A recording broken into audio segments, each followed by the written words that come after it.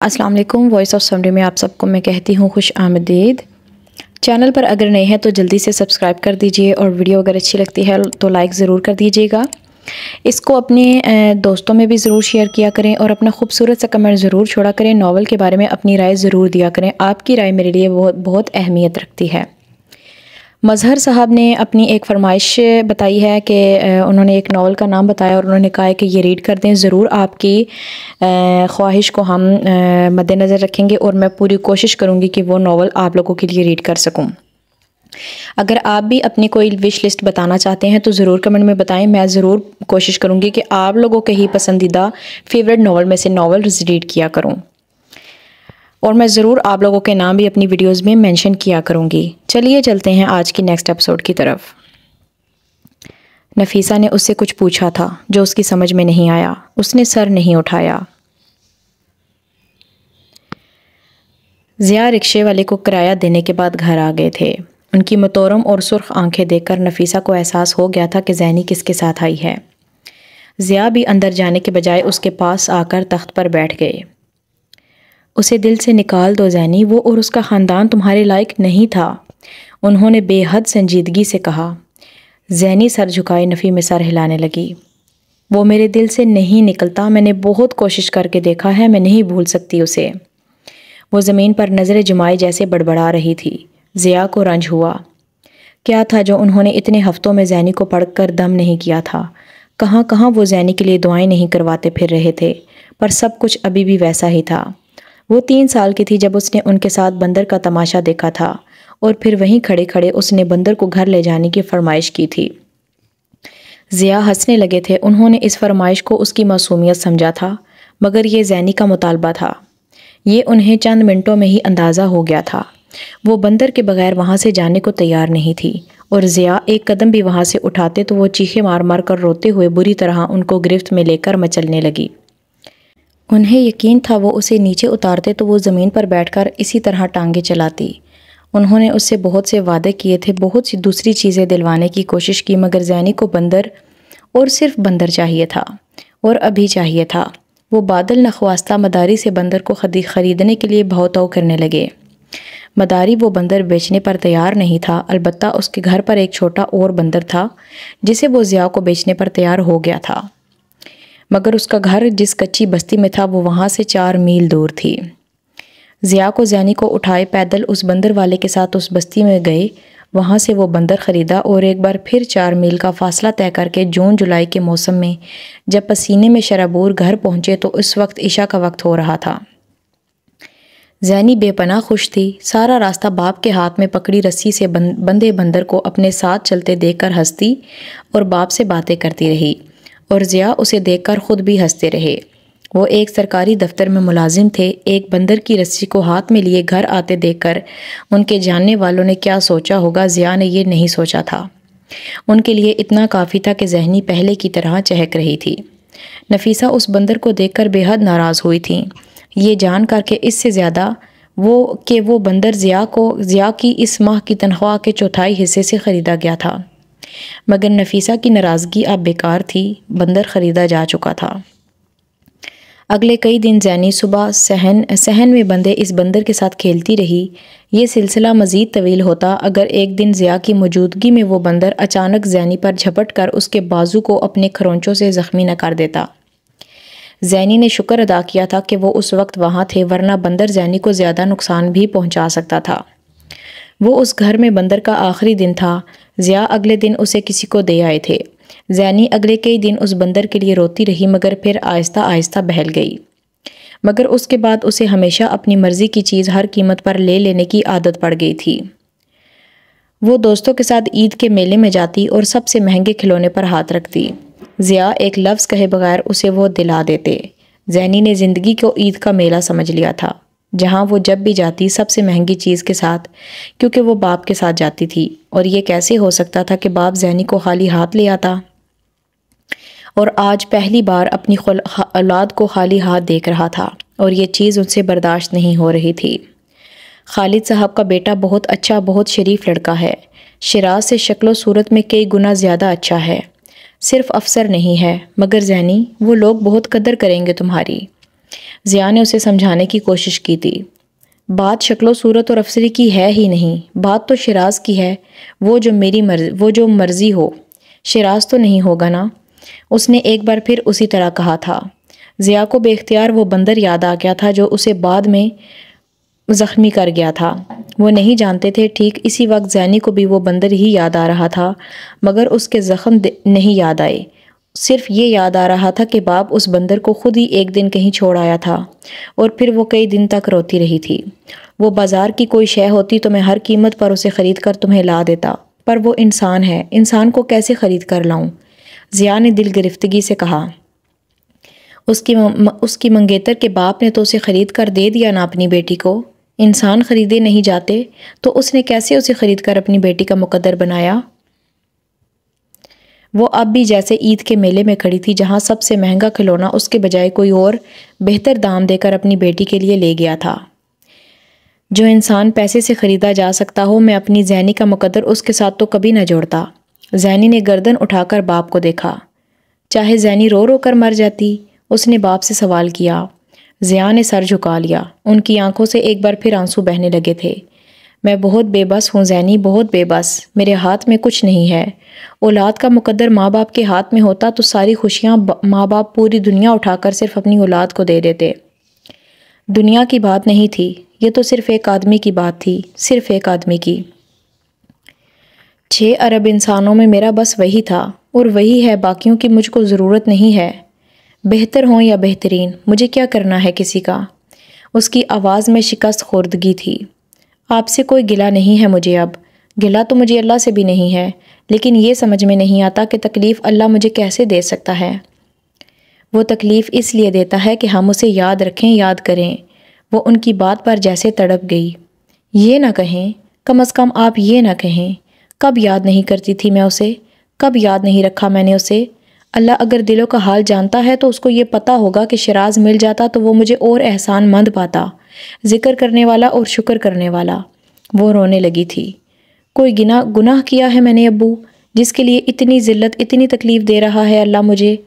کچھ خرابی ہے مجھ میں کیا کہ اللہ نے میرے ہاتھ خالی کر دیے ہیں؟ کچھ تو خامی ہے آپ کی زینی میں جو آپ کو نظر نہیں آ رہی، پوری دنیا کو نظر آ رہی ہے۔ وہ روتے ہوئے اٹھ کر چلی گئی۔ ضیاء بے بسی سے اسے جاتا دیکھتے رہے۔ اس رات ان کے گھر ایک بار پھر کسی نے کچھ نہیں کھایا تھا۔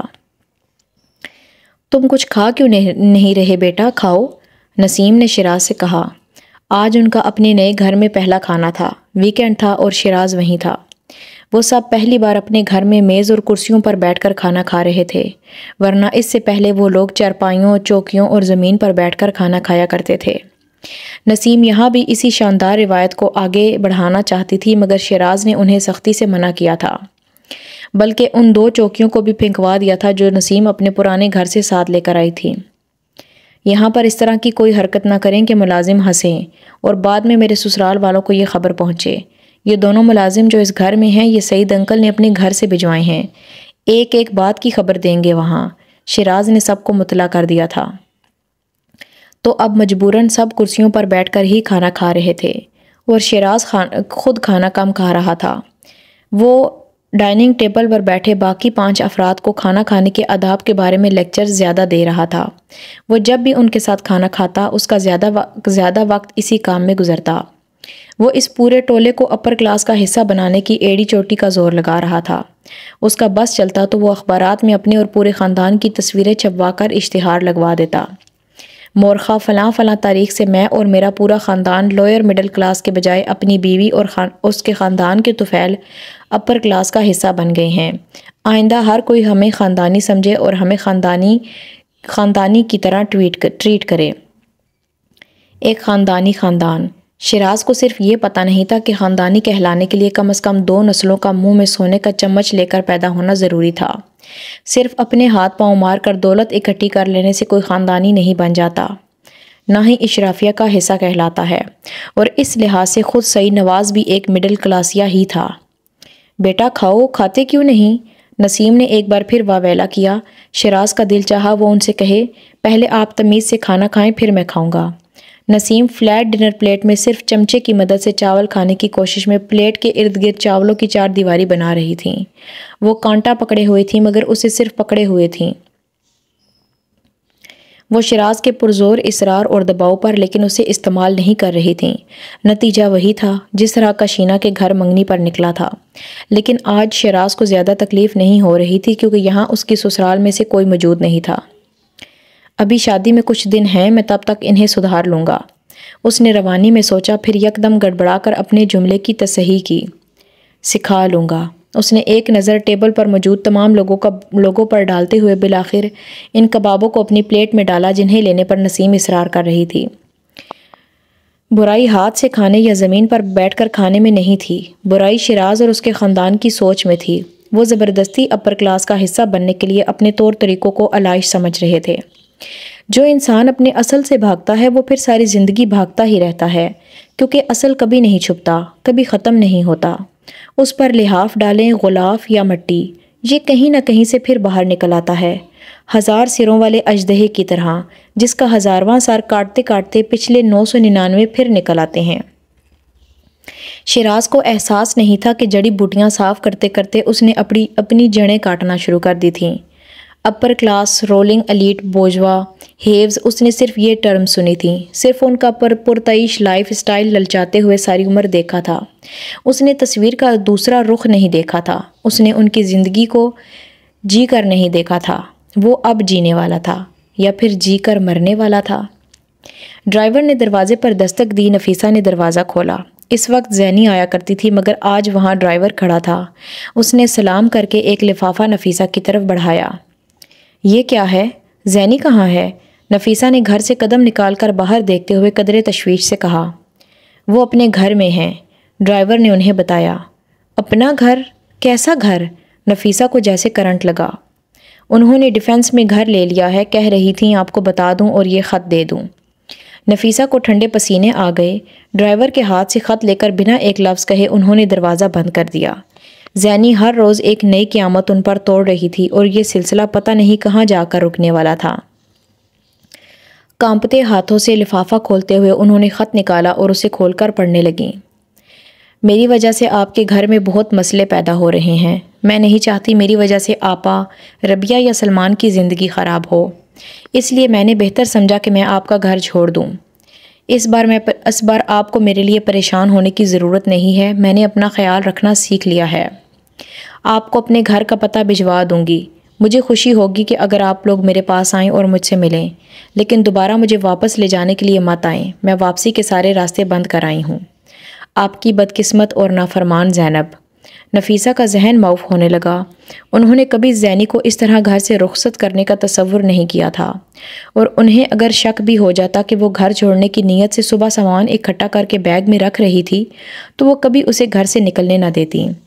وہ گھر سے چند ایک چیزیں ہی لے کر گئی تھیں، زیادہ لے جاتی تو انہیں شک بھی ہوتا، لیکن اب ان کی سمجھ میں نہیں آ رہا تھا کہ وہ زہرا اور ربیہ کے سسرال والوں کا کس طرح سامنا کریں گی۔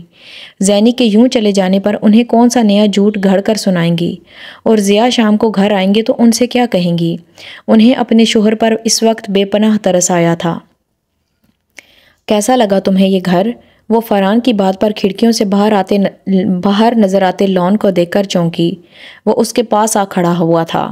وہ دونوں لانج میں کھڑے تھے۔ اچھا ہے۔ زینی پلٹ کر صوفے پر آ کر بیٹھ گئی اور بیگ سے منرل واٹر کی بوتل نکال کر گھونٹ گھونٹ پانی پینے لگی۔ فرحان بے اختیار جھنجھلایا تھا۔ آخر کیا چیز خوش کرے گی تمہیں؟ Why are you so cold? وہ اس کے سامنے آ کر بیٹھ گیا۔ اس نے پچھلے سالوں سے درجنوں ماڈلز کو شوبز میں انٹروڈیوس کروایا تھا، مگر صرف سامنے صوفے پر بیٹھی ہوئی بوتل سے گھونٹ گھونٹ پانی پیتی لڑکی تھی جسے وہ سمجھ نہیں پا رہا تھا۔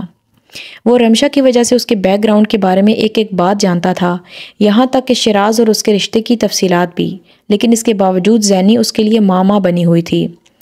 وہ اس کے اندر جھانک نہیں سکتا تھا اور یہ چیز اسے زج کر رہی تھی۔ ڈھیروں ماڈلز تھیں جو ایسے ہی حالات کا شکار ہو کر اس کے پاس آتی رہی تھیں، کچھ منگنیاں توڑوا کر، کچھ شادیوں کے ناکام ہونے کے بعد اور کچھ بریک اپس کے بعد۔ کئی اس کے پاس بیٹھ کر روتی رہی تھیں، کئی اس کے گلے لگ کر بلکتے ہوئے اپنے بوائے فرینڈ یا شوہر کی بے وفائی کے قصے سناتی رہی تھیں، کئی روتے ہوئے اپنے سابقہ یا حالیہ بوائے فرینڈ کو گالیاں دیتے ہوئے اس سے ٹیشو لے کر آنسو پونچھتی رہی تھیں، مگر زینی کی طرح چپ سادھ کر اس کے سامنے گونگوں کی طرح نہیں بیٹھی رہی تھیں۔ اس کے پاس ماڈلنگ کرنے والی لڑکیاں پیسے کے لیے آتی تھیں، شہرت کے لیے، اپنا ٹیلنٹ دکھانے کے لیے یا بدلے کے لیے، وجہ جو بھی ہوتی تھی، لیکن پیسہ دیکھ کر وہ آپے سے باہر ہو جاتی تھیں۔ اور جس کلاس سے زینی کا تعلق تھا، اس کلاس سے آنے والی لڑکیاں تو پیسہ دیکھ کر خود پر قابو ہی نہیں رکھ پاتی تھیں۔ خوشی ان کے پورے وجود سے چھلکتی تھی، اور یہاں زینی سرد مہری کی حد تک بے نیاز نظر آتی تھی۔ اگر پیسہ خوش نہیں کرتا تھا تو پھر آخر وہ لینے کیا آئی تھی ماڈلنگ میں؟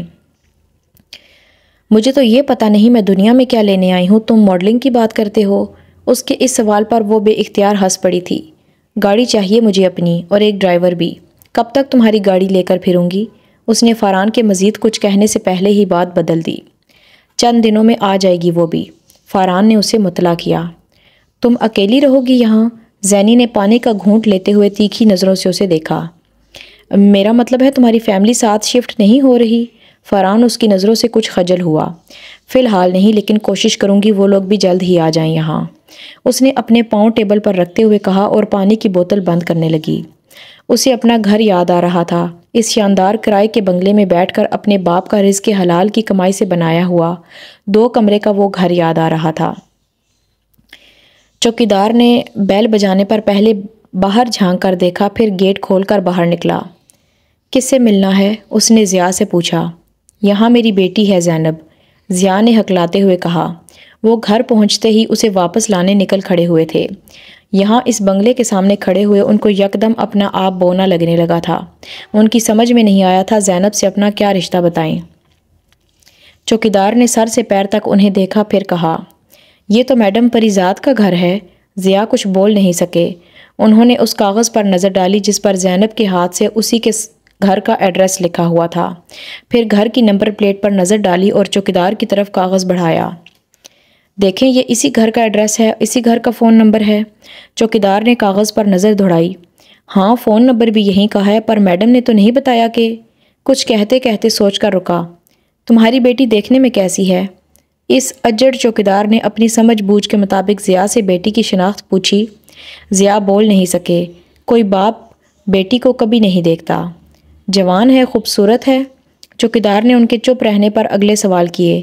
ضیاء کو لگا جیسے کسی نے اسے گالی دی۔ اب کیا ان کی اس پردہ کرنے والی تہجد گزار بیٹی کا تعارف اس کی جوانی اور خوبصورتی سے ہوگا؟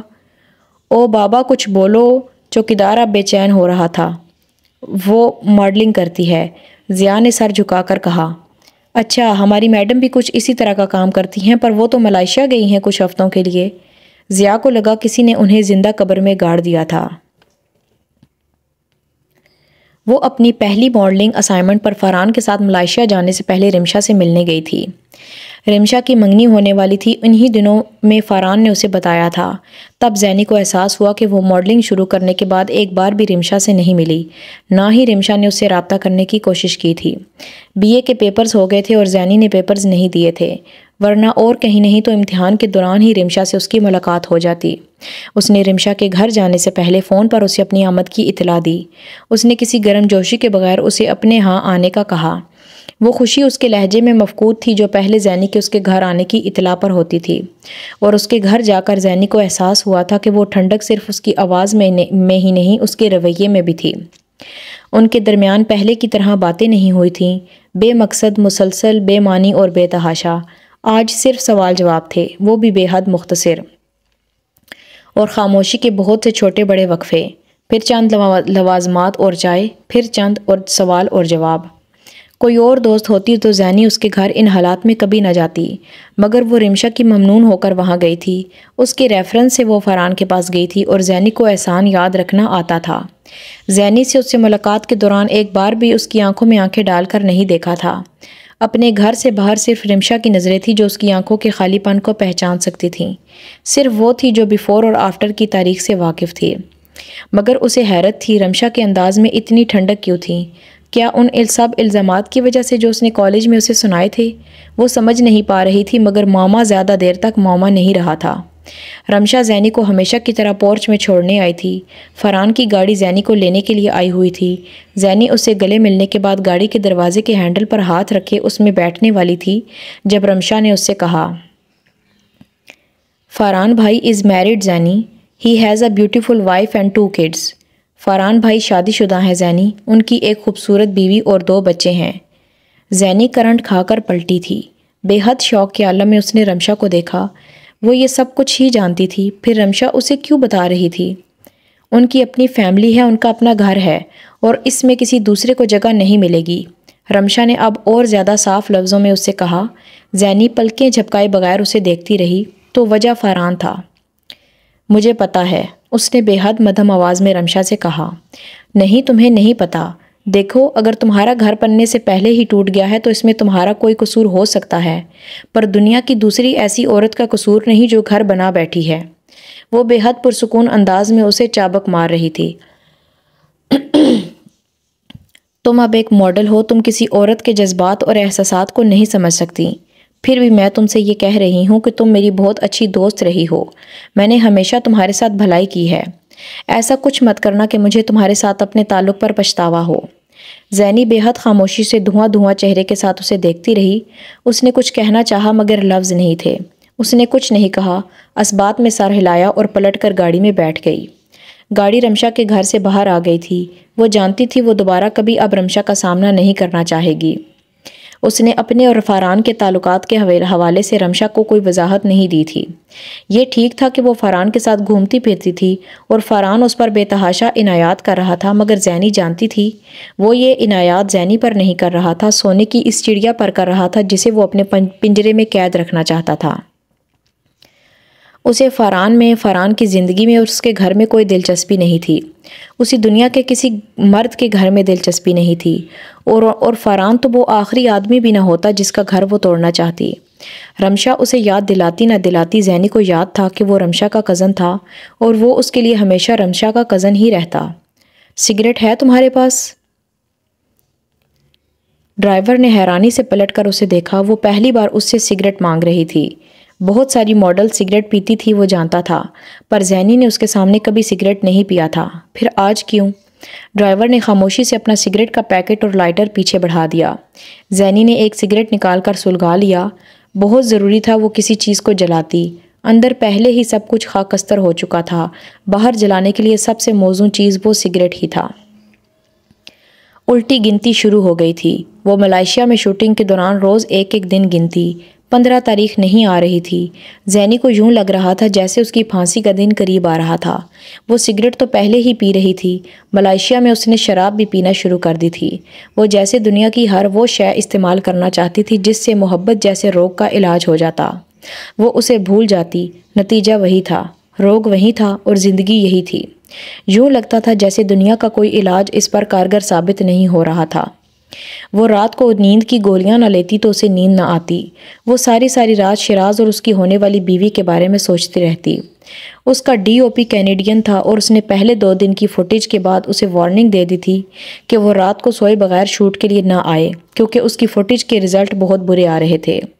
یہ وارننگ صرف اسی نے نہیں، فرحان نے بھی اسے دی تھی۔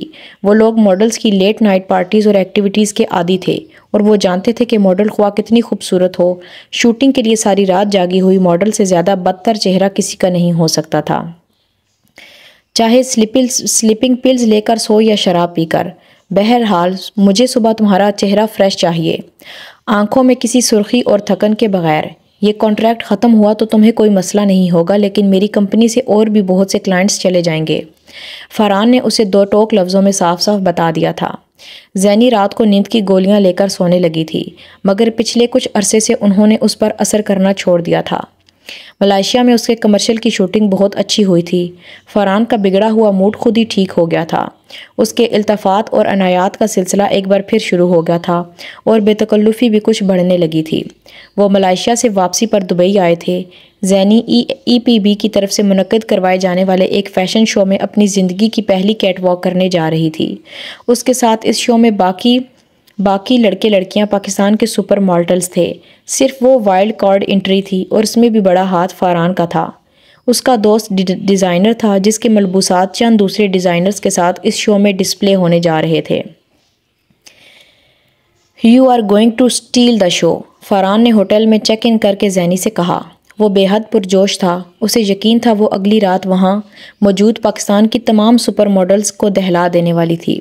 باقی تمام ماڈلز 3 دن پہلے وہاں آ کر ریہرسلز شروع کر چکے تھے۔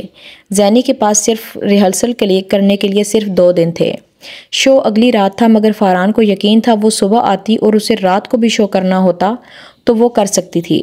ملائیشیا میں اس شو کے لیے اسے بہت زیادہ تیاری کرواتا رہا تھا، مگر فاران صرف ایک بات نہیں جانتا تھا، وہ شو 15 کی رات کو تھا، ٹھیک اسی رات جس رات پاکستان میں شیراز کی شادی ہو رہی تھی۔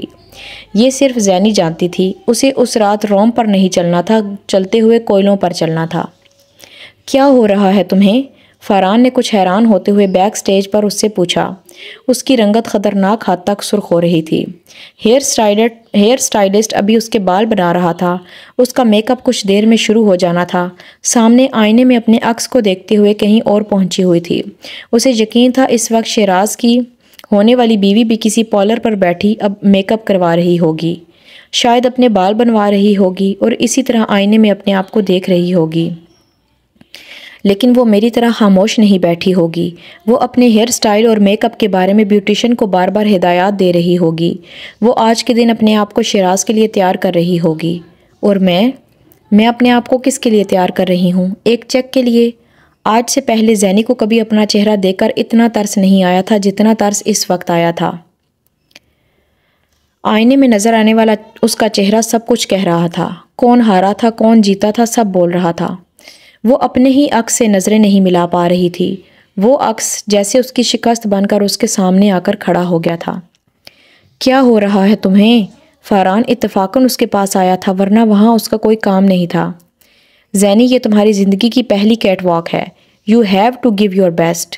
فاران نے اسے چیئر اپ کرنے کی کوشش کی تھی۔ فاران، یہاں سے چلے جاؤ، مجھے خاموشی کی ضرورت ہے۔ اس نے یکدم بے حد ترشی سے اس کی بات کاٹ دی۔ فاران بولتے بولتے چپ ہو گیا۔ اس کے ماتھے پر ناگواری تھی، مگر وہ وہاں سے چلا گیا۔ میک اپ آرٹسٹ اب اس کے پاس آ کر اس کا میک اپ کرنے لگا تھا۔ آئینے میں اپنا عکس دیکھتے ہوئے اس کا دل چاہا وہ شیراز کی بیوی کو دیکھے، یہ دیکھے کہ کیا وہ اس جیسی خوبصورت ہے، کیا وہ شیراز کو زینی جیسی خوبصورت لگ سکتی تھی۔ اسے اس وقت اپنا چہرہ بے حد بدصورت لگنے لگا تھا، بے حد۔ Great skin, lovely features. Makeup artist اس کا میک اپ کرتے ہوئے بے اختیار کہہ رہا تھا، your face is a beautician's delight. Zeeni کو لگا وہ اس پر طنز کر رہا تھا۔ اس کے چہرے میں خوبصورتی کہاں تھی؟ صرف آنکھیں، ناک اور ہونٹ تھے، گال، ماتھا اور ٹھوڑی تھی، اور یہ ساری چیزیں ہر ایک کے چہرے پر ہوتی ہیں۔ خوبصورتی تو صرف اس چہرے میں ہوتی جسے شیراز محبت سے دیکھتا، جسے وہ چھوتا۔ اس نے اس کی بیوی کا نام سوچنے کی کوشش کی۔ کیا نام ہوگا اس کا؟ اس شیراز کے ہونٹوں سے کیسا لگتا ہوگا؟ مگر کیا شیراز اس کو اس کے نام سے پکارے گا یا کچھ اور کہے گا؟ زینی نے بے اختیار آنکھیں بند کیں۔ میک اپ آرٹسٹ نے پریشان ہو کر پوچھا، آنکھیں کیوں بند کر لیں؟ زینی نے آنکھیں کھول دیں۔ کیا آنکھ میں کچھ پڑ گیا؟ اس نے اس کی مسکارا لگی آنکھوں میں امڑتی نمی کو دیکھ کر کہا۔ زینی نے اس بات میں سر ہلا دیا۔ وہ بڑی احتیاط سے اس کی آنکھیں چیک کرتے ہوئے بولا، کیا نکالوں؟ بینائی، وہ مدھم آواز میں بڑبڑائی جو وہ سن نہیں سکا تھا۔ مجھے تو کچھ نظر نہیں آ رہا۔ مجھے بھی کچھ نظر نہیں آ رہا۔ وہ ایک بار پھر بڑبڑائی۔ وہ دوبارہ مطمئن ہو کر اس کا میک اپ کرنے لگا۔ اسے پارٹی ویئر کے سیگمنٹ میں کیٹ واک کرنی تھی اور فاران بے حد نروس تھا۔ اتنے دنوں کا اعتماد ختم ہو چکا تھا۔ بیک سٹیج پر اس سے جس موڈ میں دیکھ کر گیا تھا، اس کے بعد اس نے اپنی امیدوں اور توقعات کو ایک طرف رکھ دیا تھا۔ اسے ثنا اینڈ سفیناز کی پارٹی لائن کے لیے پہلی کیٹ واک کرنی تھی۔ وہ اس کا سیگمنٹ اور وہ چوتھے نمبر پر تھی۔ اس سے پہلے کی تینوں ماڈلز رن وے پر آ چکی تھیں۔ فاران نے زندگی میں پہلی بار آڈینس میں بیٹھ کر انگلیاں چٹکائیں۔ اسے سٹیج پر آنے میں چند سیکنڈز کی تاخیر ہو چکی تھی۔ اس سے پہلے آنے والی تینوں ماڈلز رن وے کا چکر لگا کر سٹیج پر اپنی اپنی جگہ لے چکی تھیں اور رن وے خالی تھا۔ چوتھی ماڈل ابھی تک نہیں آئی تھی۔ فاران نے اسے بے اختیار زیر لب گالی دی اور اس سے پہلے کہ وہ اٹھ جاتا پریزاد آ گئی تھی۔ وہ بے اختیار بیٹھ گیا۔ اس کی نظریں پریزاد پر چپک گئی تھیں۔ صرف اس کی نہیں، پورے ہال کی نظریں پریزاد پر چپک گئی تھیں۔ وہ واقعی رن وے پر کوئن کی طرح چلتی آ رہی تھی۔ رن وے کے اطراف میں بیٹھے فوٹوگرافرز نے کیمرہ مین کے کیمروں کا رخ بدل گیا تھا۔ یہ کون ہے؟ فاران نے اپنے آس پاس سرگوشیاں سننی شروع کر دی تھیں۔ ہال میں بیٹھے فیشن جرنلسٹ نوٹس لینا شروع ہو گئے تھے۔ وہ رن وے کے درمیان آ چکی تھی۔ فاران نے بے ساختہ اعتراف کیا تھا، اس نے زینی کو کبھی اس سے زیادہ شاندار انداز میں کیٹ واک کرتے نہیں دیکھا تھا۔ اس نے زینی کو کبھی اس سے زیادہ باوقار نہیں دیکھا تھا۔ اس نے زینی کو کبھی اس سے زیادہ ہوش اڑانے والے انداز میں نہیں دیکھا تھا۔ وہ رن وے پر نہیں چل رہی تھی، حال میں بیٹھے مردوں کے دلوں پر چل رہی تھی۔ اس کے انداز میں غرور تھا، تفاخر تھا، تمکنت تھی۔ ملکہ جیسے اپنے دربار میں آئی تھی۔ وہ رن وے کے چکر لگا کر اب سٹیج پر اپنی جگہ لینے واپس جا رہی تھی۔ 5ویں ماڈل سٹیج پر انٹری دے رہی تھی۔ حال میں کسی کو اب 5ویں، 6ٹھی، 7ویں، 8ویں ماڈل میں دلچسپی نہیں رہی تھی۔ پورا حال صرف اس ایک کونے کو دیکھنے میں مصروف تھا جہاں پر پریزاد کھڑی تھی، جہاں پریزاد توقف کر رہی تھی، جہاں پریزاد نے قدم اٹھایا تھا، جہاں پریزاد نے ایگزٹ کی تھی۔ فاران نے ٹھیک سوچا تھا، کیٹ واک کوئن آ چکی تھی۔ وہ اگلے سیگمنٹ میں 5ویں نمبر پر آئی تھی۔ اس بار وہ ایک ایوننگ گاؤن میں تھی جو آف دا شولڈر تھا، اور حال کا حال ایک بار پھر پہلے جیسا ہی ہوا تھا۔ اس بار اسے سٹیج پر ٹھہرنا نہیں تھا، صرف کیٹ واک کر کے چلے جانا تھا، اور اس کے ایگزٹ پوائنٹ کی طرف جاتے ہوئے فاران بھی حال سے تقریباً بھاگتے ہوئے بیک سٹیج چلا گیا تھا۔ وہ اپنا لباس تبدیل کروانے کے لیے کسی کو مدد کے لیے کہہ رہی تھی۔ اس نے فاران کو تمتمائے ہوئے چہرے کے ساتھ دور سے آتے دیکھ لیا تھا، اور اس کے پاس آنے سے پہلے ہی اسے بے حد تلخی اور تنبیہ کرنے والے انداز میں ہاتھ کے اشارے سے کہا، ڈونٹ۔ فاران کے قدم وہیں جم گئے۔ وہ اسے ایک بار پھر کچھ کہنے سے روک رہی تھی۔ اس کی آنکھوں میں ایک بار پھر ویسی ہی وحشت تھی۔ فاران اس کے قریب نہیں آیا، مگر بیک سٹیج ہی ٹھہرا رہا۔ اس وقت اس پریزاد سے لوگوں کو دور رکھنا تھا، ڈیزائنر سے، جرنلسٹ سے، فیشن کوارڈینیٹر سے۔ وہ اس کی دریافت تھی، اس کی محنت تھی، اس کا پھل بھی اس کو کھانا تھا۔ زینی کپڑے تبدیل کر اب بیک سٹیج کے ایک کونے میں بیٹھ کر سگریٹ پر سگریٹ پھونک رہی تھی، اور فاران لوگوں کو اس کی طرف آنے نہیں دے رہا تھا۔ آپ مجھے اس کا مینیجر سمجھ لیں، مجھ سے بات کریں، زینی نے اسے کسی سے کہتے سنا۔ مینیجر؟ وہ بڑبڑائی۔ وہ ایک بار پھر شیراز کی شادی میں جا پہنچی تھی۔ نکاح؟ اب یقیناً نکاح ہو رہا ہوگا۔ اسے لگا جیسے کسی نے اس کے سامنے اس کی زندگی کے سب سے قیمتی اثاثے کی بولی لگانا شروع کر دی ہو۔ اسے یاد نہیں اس نے کتنی بار تصور میں اپنا اور شیراز کا نکاح ہوتے دیکھا تھا، سینکڑوں نہیں ہزاروں بار۔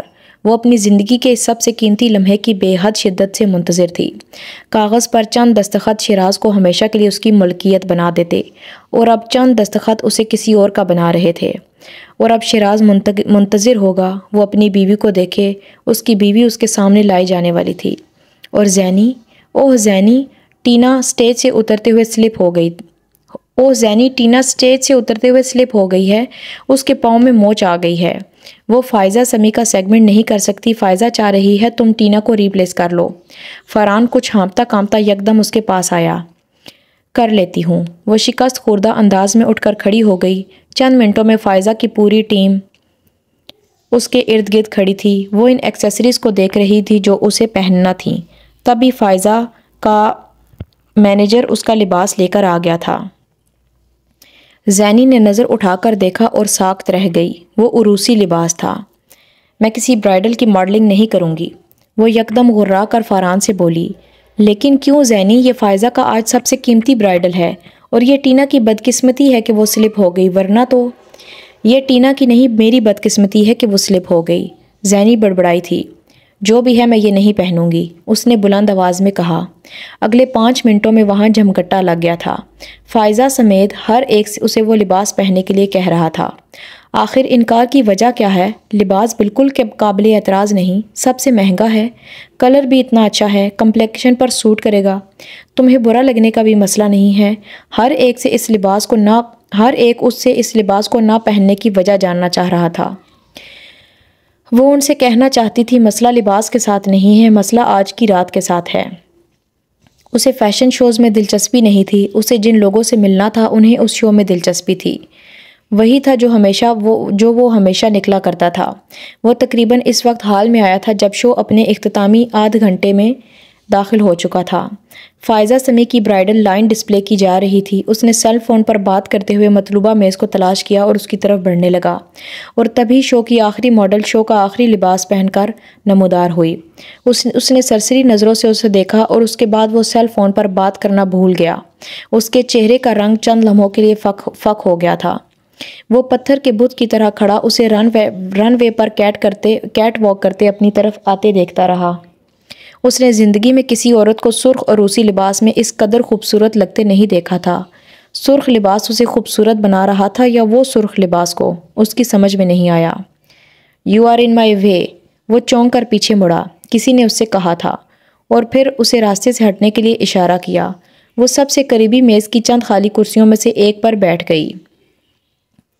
رن وے کے آخری حصے پر پہنچ چکی تھی اور اس کی میز اس کے بالکل سامنے تھی۔ دونوں کی نظریں ایک لمحے کے لیے ملی تھیں، پھر پریزاد وہاں کھڑی ہو گئی۔ پورا حال اسے سر سے پاؤں تک دیکھنے میں مصروف تھا۔ مرد اس کے جسم کے دلکش خدوخال کو سراہ رہے تھے، عورتیں اس کے لباس کی ڈیزائننگ اور کام کو۔ صرف وہ تھا جس نے ایک لمحے کے لیے بھی پریزاد کے چہرے سے نظر نہیں ہٹائی تھی۔ اس کے لیے پریزاد آج کے بعد صرف ایک ہی چہرے کا نام تھا۔ پریزاد اب رن وے پر واپس جا رہی تھی۔ وہ زندگی میں پہلی بار اس فیشن شو میں پہلے نہ آنے پر پچھتایا۔ زینی نے واپس ڈریسنگ روم میں آ کر ڈریس اتارنے میں دیر نہیں لگائی تھی۔ وہ جیسے اس کے جسم کو جلا رہا تھا۔ وہ اس کا دوپٹہ اور جوتے ڈریسنگ روم تک آتے آتے اتار آئی تھی۔ اسٹائلسٹ نے بڑی احتیاط سے اس کا دوپٹہ اتارا تھا اور ساتھ اسے تنبیہ کی تھی۔ وہ بڑی لاپرواہی اور جلد بازی سے چیزیں اتار رہی تھی۔ لباس خراب ہوتا تو ڈیزائنر بہت ناراض ہوتی۔ "مجھے پتا ہے یہ لباس میرا نہیں ہے، یہ کسی کا ہے." اس نے شکست خوردہ انداز میں کہا۔ ڈریسنگ روم کے قد آدم آئینوں کے سامنے اپنے آپ کو دیکھ کر وہ چند لمحوں کے لیے خود بھی ٹھٹک گئی تھی۔ اسے نہیں پتا شیراز کی بیوی نے آج کون سا لباس پہنا تھا، مگر وہ اپنی شادی پر سرخ لباس ہی پہننا چاہتی تھی۔ شیراز بھی یہی چاہتا تھا۔ اسے یقین تھا وہ سرخ لباس میں بہت خوبصورت لگتی۔ وہ خوبصورت لگ رہی تھی، کم از کم آئینے نے تو اس سے یہی کہہ رہا تھا۔ وہ زیور اتار کر باہر اسٹائلسٹ کو دے چکی تھی۔ وہ بغیر زیور اور بغیر دوپٹے کے صرف اور صرف سرخ عروسی لباس پہنے ہوئی تھی، جس کی مالیت لاکھوں میں تھی۔ فرق صرف یہ تھا وہ اس کی شادی کا لباس نہیں تھا۔ وہ ایک ماڈل تھی، دلہن نہیں تھی۔ سٹیج پر اس پر پڑنے والی نظروں میں ستائش ہوتی چاہ نہیں۔ کوئی مرد زینی کو ماڈل اور عورت ہونے کا فرق اس سے زیادہ اچھی طرح نہیں سمجھا سکتا تھا۔ وہ اس کے بعد وہاں نہیں ٹھہری تھی۔ فرحان اس پر چیختا چلاتا رہا تھا، مگر وہ ہوٹل میں اپنے کمرے میں آ گئی۔ وہ اس کے پیچھے کمرے تک بھی آیا تھا، مگر زینی نے دروازہ نہیں کھولا، نہ ہی فون کا ریسیور اٹھایا، جو بار بار بج رہا تھا۔ اسے یقین تھا وہ اب انٹر کام کے ذریعے اسے دروازہ کھولنے پر مجبور کرتا۔ اس نے اپنا سیل فون پہلے ہی بند کر دیا تھا۔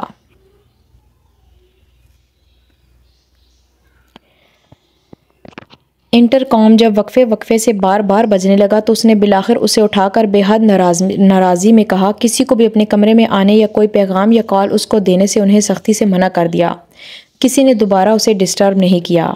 کمرے میں جتنے سگریٹ تھے اس نے چند گھنٹوں میں انہیں پھونک دیا۔ پھر وہ سلیپنگ پلز بوتل نکال کر بیٹھ گئی۔ اس کے بغیر اسے نیند نہیں آنی تھی۔ ایک لمحے کے لیے اس کا دل چاہا وہ ایک گولی کے بجائے بوتل کی پوری گولیاں نگل لے۔ کم از کم اس کے بعد اس کی زندگی میں کوئی اگلا دن نہ آتا۔ پھر اسے اخبار میں لگنے والی خبریں اور اپنے گھر کے اخبار والے اور ان میں پھنسے ضیاء کا چہرہ نظر آیا۔ اس نے گولیوں کی بوتل واپس دراز میں رکھ دی۔ وہ اب ایسا بھی نہیں چاہتی تھی۔ کمرے میں چکر کاٹتے کاٹتے وہ ایک بار پھر شیراز کے پاس پہنچ گئی تھی۔ "زینی، تم جانتی ہو میں تمہیں شادی پر کیا تحفہ دوں گا؟" "کیا؟" "ڈائمنڈ رنگ۔" "اتنے پیسے کہاں سے آئیں گے؟" "بھائی کہیں سے بھی آئیں، تمہیں کیا، بس تمہیں دوں گا میں۔" کمرے میں ننگے پاؤں چکر کاٹتے زینی نے بے بسی سے سوچا، کیا وہ اسے ڈائمنڈ رنگ دے گا؟ وہ رنگ جو اسے زینی کو دینی تھی؟ کمرے میں یکدم اسے بے حد گھٹن محسوس ہونے لگی تھی۔ اس نے پہلے اے سی کی کولنگ تیز کی، پھر کھڑکی کھول کر بالکونی میں سانس لینے چلی گئی۔ سانس نہیں آ رہا تھا، پتہ نہیں کیوں۔ آج رات سب کچھ کیوں خراب تھا؟ وہ دوبارہ اندر آ گئی، چپ چاپ کھڑی کمرہ دیکھتی رہی۔ پھر وہ ننگے پاؤں اپنے کمرے سے باہر نکل کر نیچے ہوٹل کی لابی میں آ گئی تھی۔ وہ اس وقت تنہائی سے بھاگنا چاہتی تھی، لوگوں کا شور سننا چاہتی تھی۔ شاید باہر کا شور اس کے اندر پھیلی قبر جیسی خاموشی کو توڑ دے۔ شاید باہر لوگوں کے بیچ آ کر ان کے چہروں کو دیکھتے وہ یہ بھول جاتی کہ وہ اس وقت کسی دوسری عورت کے ساتھ تھا اس کے بیڈ روم میں۔ زینی کی وحشت بڑھ رہی تھی۔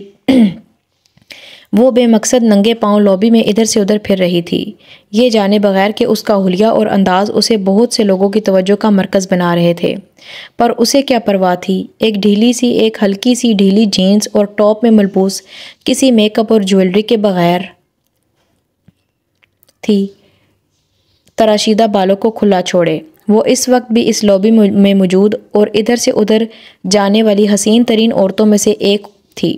وہاں موجود ایشیائی اور یورپی مردوں نے اسے شام کے شو کی ایک ماڈل کے طور پر پہچانا ہو یا نہ پہچانا ہو، لیکن بہرحال وہ اب اسے دیکھ رہے تھے، اور جو اس کا چہرہ دیکھ کر اس کی طرف متوجہ نہیں ہوئے تھے وہ اس کے ننگے پیروں کو دیکھ کر اسے دیکھنے لگے تھے۔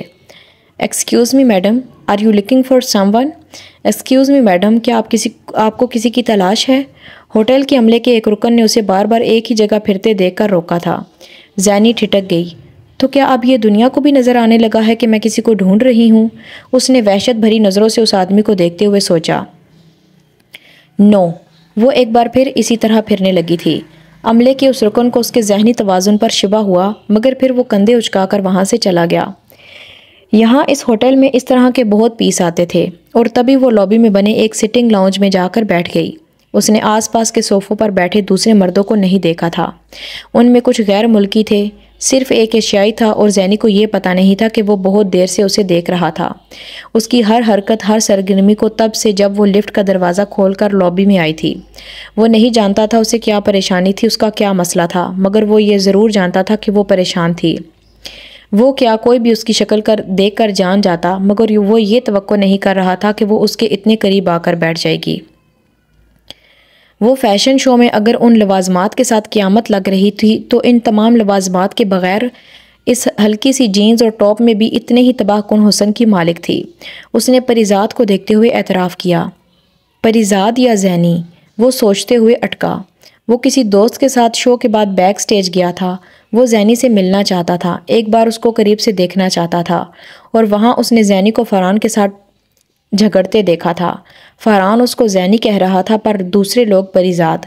وہ اس کے پاس نہیں گیا۔ اسے فوراً احساس ہو گیا تھا کہ وہ اس کے پاس جانے کا مناسب اور موزوں وقت نہیں تھا۔ وہاں سے آتے ہوئے اس نے قدرے مایوسی کے ساتھ سوچا تھا، شاید اب وہ دوبارہ اس چہرے کو نہیں دیکھ سکے گا۔ وہ اگلی صبح کی فلائٹ سے واپس کینیڈا جا رہا تھا۔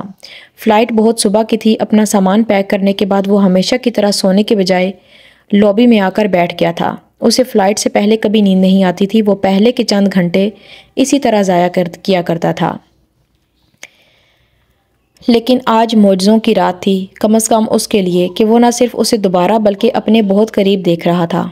سگریٹ لے سکتی ہوں؟ اس نے یکدم پریزاد کو اٹھ کر ایک قریبی صوفے پر بیٹھے غیر ملکی کے پاس جا کر سگریٹ مانگتے دیکھا۔ اس غیر ملکی نے اپنا سگریٹ ایشٹرے میں رکھتے ہوئے زینی کو نہ صرف ایک سگریٹ دیا بلکہ لائٹر سے اسے سلگھا بھی دیا۔ وہ شکریہ ادا کر کے دوبارہ اپنے صوفے پر آ کر بیٹھ گئی۔ ایک ہاتھ سے سگریٹ کے کش لیتے ہوئے اس نے دوسرے ہاتھ سے اپنا ماتھا پکڑ لیا۔ قریبی صوفے پر بیٹھے اس کا دل چاہا وہ اس کے پاس جا کر اس سے بات کرے، اس سے اس کی پریشانی کی وجہ پوچھے۔ کیا پریشانی ہو سکتی ہے پریزاد کو؟ اس نے دلچسپی سے سوچا۔ اس سے پہلے کہ وہ اٹھ کر اس کے پاس جاتا، اس نے پریزاد کو ایک بار پھر اٹھتے اور پہلے کی طرح لابی کے چکر کاٹتے دیکھا۔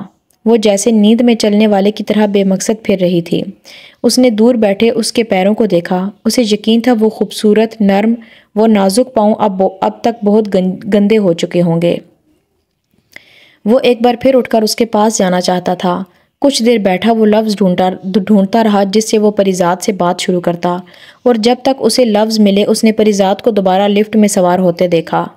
وہ بے حد پچھتایا۔ یہ اس کی زندگی کا سب سے بڑا مسئلہ تھا کہ وہ ضرورت سے زیادہ محتاط تھا، ضرورت سے زیادہ سوچتا تھا، ضرورت سے زیادہ وقت لیتا تھا، اور اکثر چیزیں کھو دیتا تھا۔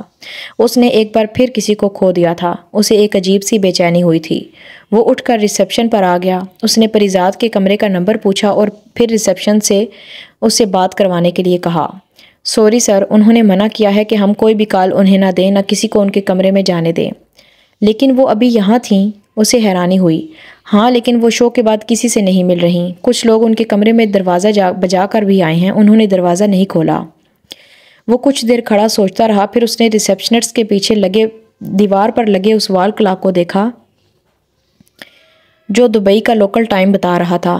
اسے چیک آؤٹ کر جانا چاہیے تھا۔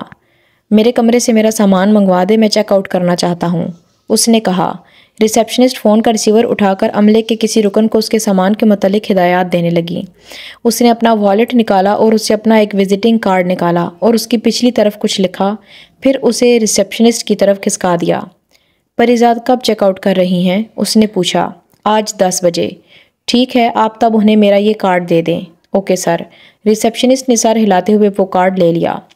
وہ 3 ہفتے کے بعد لاہور واپس آئی تھی اور آتے ہی چند گھنٹوں کی نیند لینے کے بعد اس نے بینک سے کچھ رقم نکلوائی اور وہ چیزیں نکالی جو اپنے گھر والوں کے لیے لے کر آئی تھی۔ وہ جانتی تھی اسے گھر جاتے ہی بہت لعنت ملامت کا سامنا کرنے پڑے گا۔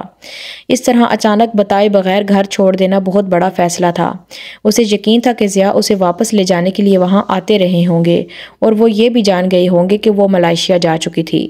چوکیدار نے استفسار پر اسے بتا دیا تھا کہ کوئی آدمی زینب کو تلاش کرتا وہاں تک آیا تھا اور اس نے اسے پریزاد کے ملائیشیا جانے کا بتا دیا۔ وہ دوبارہ نہیں آیا۔ زینی جانتی تھی وہ ناراض ہوں گے۔ آپ کا نام زینب ہے کیا؟ چوکیدار نے اسے پوچھا۔ زینی نے کوئی جواب نہیں دیا۔ چوکیدار کو جواب مل گیا۔ زینی اپنی گاڑی میں بیٹھ کر گھر سے نکل گئی۔ چوکیدار کو وہ نورانی چہرے والا آدمی یاد آیا جس کے ماتھے پر محراب تھی۔ کیسے کیسے شریف اور نیک آدمیوں کی اولادیں ایسے کاموں میں آ جاتی ہیں۔ ٹھیک ہی کہتے ہیں لوگ، اولاد بڑی آزمائش ہوتی ہے۔ اس نے گیٹ بند کرتے ہوئے سوچا۔ گاڑی گلی میں اسی جگہ کھڑی کروا کر زینی گاڑی سے شاپرز لیے اتر گئی۔ آج پہلی بار وہ چادر کے بغیر صرف دوپٹہ گلے میں ڈال کر اس محلے میں آئی تھی۔ اب کیا بناوٹ اور منافقت کرتی وہ۔ چند ہفتوں پہلے کیا جانے والا کمرشل آن ایئر ہو جاتا، جگہ جگہ بل بورڈز لگ جاتے، پھر سر ڈھانپ کر کیا چھپا لینا تھا اس نے۔